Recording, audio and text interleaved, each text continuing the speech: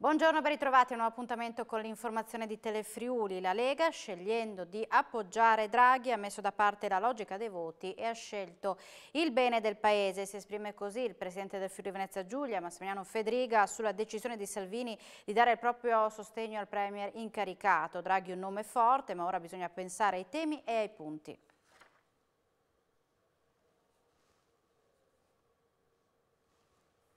Quanto hanno inciso Giorgetti e i governatori nella decisione di Matteo Salvini di appoggiare l'attuale, di mettersi al fianco di Mario Draghi e di dare il via libera al governo?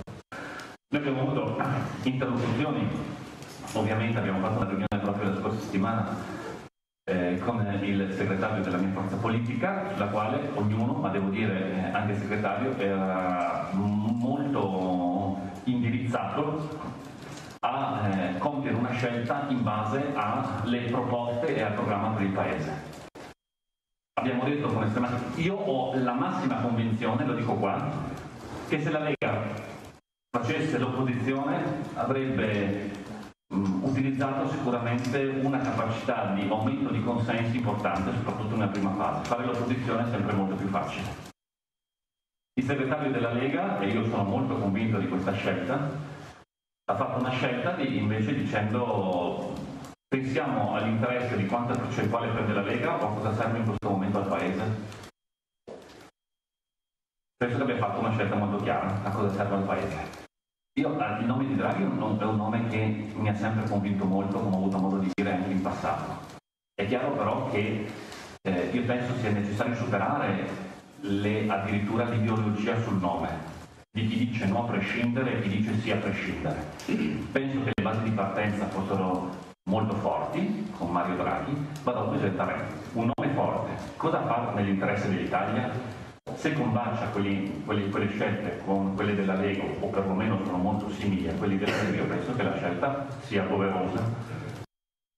Sono 108.000 gli ultra ottantenni del Friuli Venezia Giulia. A loro è dedicata la fase 2 della campagna vaccinale, prime somministrazioni da lunedì prossimo. 15.000 anziani saranno vaccinati a domicilio. Gli altri 93.000 dovranno prenotarsi tramite farmacie, CUP e call center. Le dosi saranno inoculate oltre che negli ospedali di riferimento anche nei distretti sanitari. L'operazione dovrebbe concludersi entro aprile.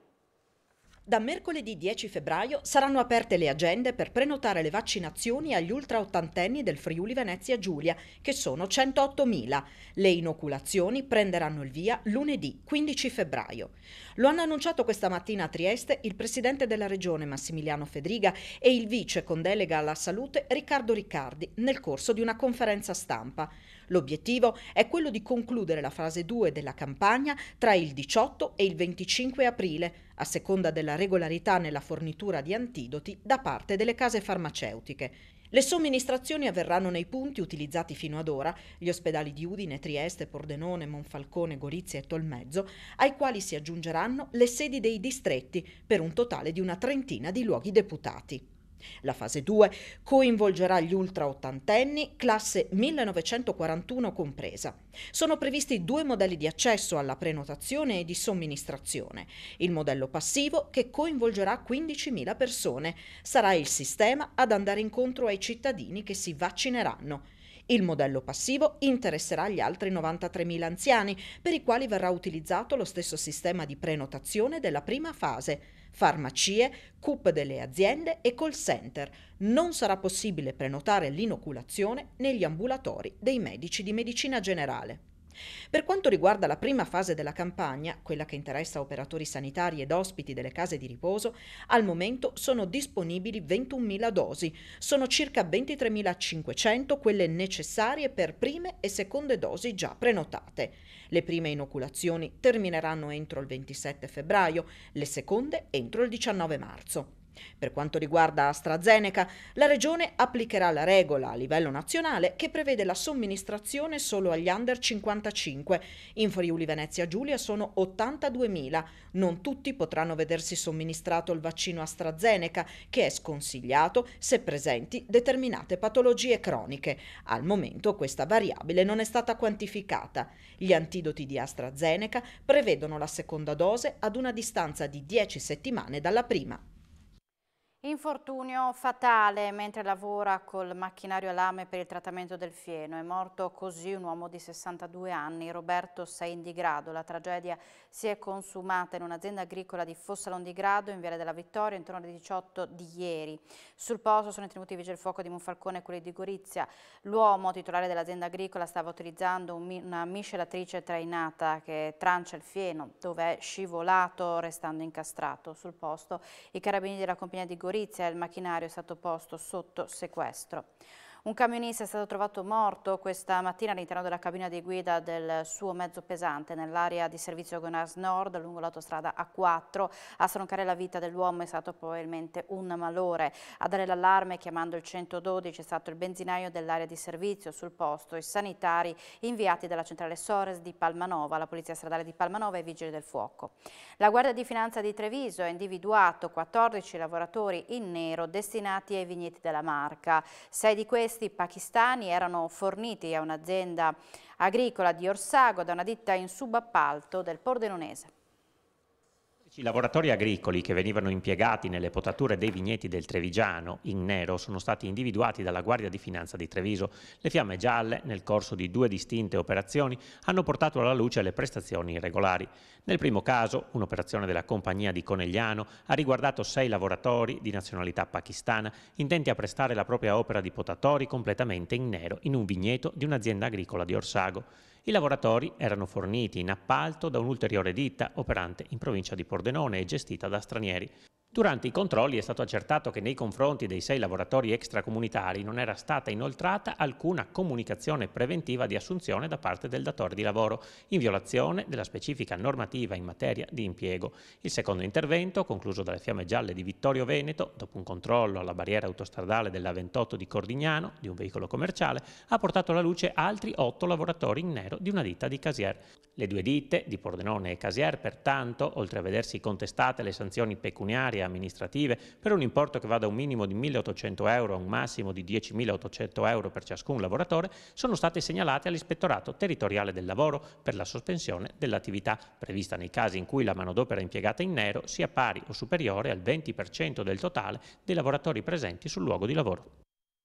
5 clienti e il titolare di un nightclub di Roveredo in Piano sono stati sanzionati nel pomeriggio di ieri dagli agenti della Polizia di Stato. Il locale, assimilato a una discoteca in base ai codici Ateco, era aperto alla clientela ma non avrebbe potuto esserlo in quanto non si tratta di un semplice bar. Sono scattate quindi le sanzioni amministrative per il titolare e per i clienti.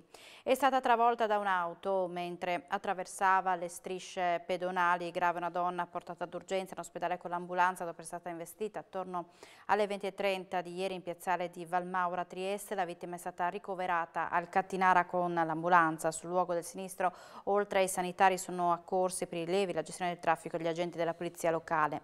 Nel pomeriggio di ieri a Udine i carabinieri della stazione di Udine Est hanno arrestato una donna di 49 anni e un uomo di 47, conviventi, entrambi residenti nel capoluogo friulano con precedenti di polizia. La coppia era stata segnalata all'osteria Al Caminetto in via Laipacco a Udine in condizione psicofisica alterata per l'assunzione eccessiva di bevande alcoliche. I 2 hanno cominciato a molestare la titolare, gli avventori, quando sono arrivati i militari dell'Arma per cercare di riportare la situazione alla calma. La coppia, anziché tranquillizzarsi, si è scagliata contro i carabinieri colpendoli con calci, pugni e graffi. Un militare ha riportato lesioni, a quel punto sono stati arrestati e condotti rispettivamente nelle case circondariali di Trieste e Udine a disposizione dell'autorità giudiziaria.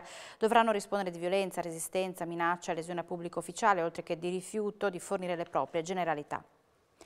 Siamo alla pagina sportiva, l'Udinese vince ancora, al Friuli ieri i 2 uomini di Gotti hanno superato il Verona per 2-0, seppur senza lo squalificato De Poli, i bianconeri sono stati protagonisti di un ottimo primo tempo. Unica Nota negativa all'infortunio muscolare di Pereira, che ha lasciato il campo al 45esimo, 8 i punti conquistati dall'Udinese nelle ultime 4 partite. Sentiamo il tecnico Gotti. Il Verona ha avuto un predominio.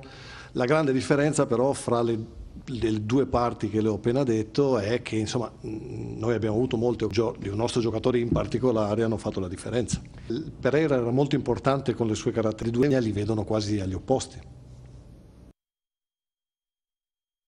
Appuntamento con A Voi la linea, l'informazione ritornerà alle 16:30. Buona giornata.